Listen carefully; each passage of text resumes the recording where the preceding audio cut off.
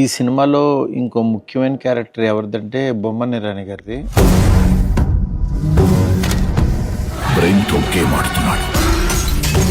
ట్రైలర్లో చూస్తే ఆయన మేకప్ కానీ అది కూడా చాలా వెరైటీగా ఉంటుంది. ఇదే లైబ్రరీలో ఎక్కువ షూట్ చేశాము.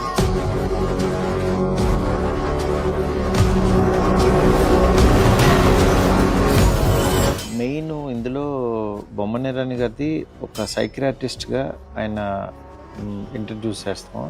ఈ రోల్ నేను ఫస్ట్ బిగినింగ్ నుంచి అనుకున్నది ఏంటంటే, ఈ సినిమా ఇక్కడి నుంచి ఈయన వచ్చిన దగ్గర నుంచి ఒక టోన్ మారుతుంది అనమాట. అంటే ఒక హర్రర్ కామెడీ వీటిల్లో ఉండేది ఇక్కడి నుంచి ఇమాజిన్ చేయనట్టుగా అటువంటిగా ఆ టైపు ట్రావెల్ తీసుకుంటుంది.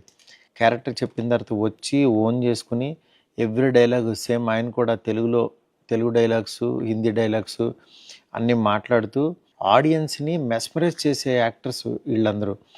అది ఎందుకంటే 3 ఇడియట్స్ సినిమా జరిగినప్పుడు ఆ క్యారెక్టర్ వైరస్ అనే క్యారెక్టర్ మనందరికీ గుర్తుండిపోద్ది.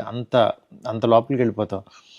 అలాగా మళ్ళీ ఈ సినిమాలో ఒక పర్టికులర్ ఒక 15 to 16 మినిట్స్ ఉంటాడు ఆయన.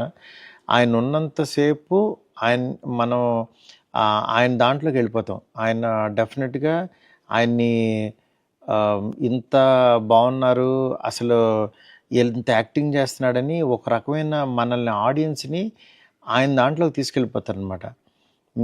నేను చెప్పడం కంటే మీరు చూసినప్పుడు మాత్రం బొమ్మన ఇరానీ గారి దగ్గర నుంచి ఒక స్పెషల్ దీంట్లోకి వెళ్తారనమాట, జోన్లోకి.